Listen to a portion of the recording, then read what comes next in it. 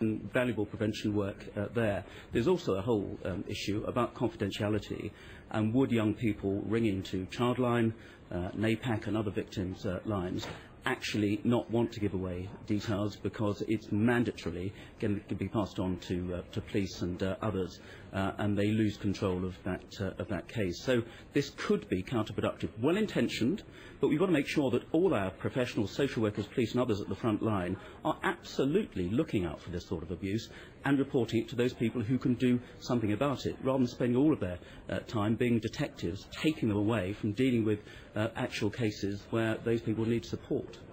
Liz Dux from Slater and Gordon, you're suggesting that your independent research suggests otherwise, Liz? Yes, Slater and Gordon did a survey in which we explained mandatory reporting to the public, and 96% of the public were in favour of it. And the Savile victims, who for so long have not been listened to, uniformly want some sort of good to come out of this dreadful saga, and they all want a change in the law so that those who knew about the abuse and failed to pass the reports on can face some sort of sanction. Now, Tim and I both want exactly the same thing. We want to stop child abuse, but I don't agree with the points he's made. Firstly, in relation to children who might be afraid to come forward, we're only talking about applying this law to regulated authorities, and therefore, such as churches, hospitals, schools, and therefore the charities, Childline, NAPAC, they wouldn't be covered by this sanction, and children would be able to report, talk confidentially to people just as much as they are now. And secondly, the point about other jurisdictions is, in fact, I recently met with an Attorney General from Australia where they have mandatory reporting, who said there had been no such spike there and that it was a complete no-brainer, and that, of course, anything that stopped child abuse occurring was to be enacted straight away. Tim?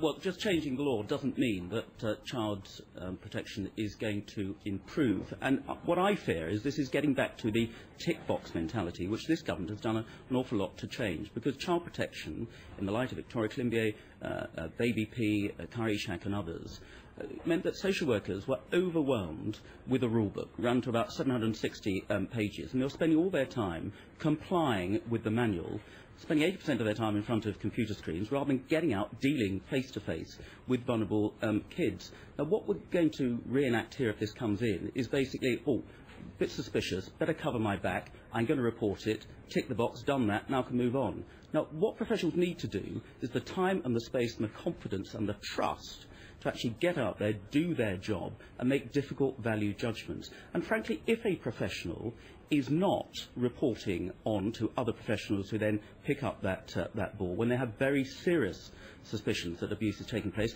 then they shouldn't be in that job in the first place. And just bringing in a law that forces them to report all sorts of things which actually may be well below the threshold and don't need reporting means that social workers who are already hard-pressed, dealing with a lot of abuse cases, are going to have their time even more constricted to deal with those cases who really, genuinely need their immediate attention, and they will be overwhelmed. Really well-intentioned, and I entirely agree, Liz and I want to see the best things. I just think this will be counterproductive. Okay, Liz, seems a reasonable argument. Well, what we're seeing is we're still, I'm afraid, having examples where those people in authority, in regulated authorities, are not passing reports of abuse on because they're worried about their own organisation's reputational damage. It's still happening. I saw an example in a school quite recently. And what we need to do is change the culture of these organisations. Yes. No one wants to see Yes. people bogged down, but if there was that culture that if I don't report it, if I take the side of the school, something's going to happen to me, people's culture will change, and they will know that they have to report that on. And if one child more is protected, then it's a law worth passing. But you don't change the culture by threatening a professional with legal proceedings and adding to the rule book. You change the culture by allowing those professionals to do what instinctively comes to them, if they're a decent professional, being well trained and they've got the interests of kids at heart, to get out there and deal with the problems as they see best, not to comply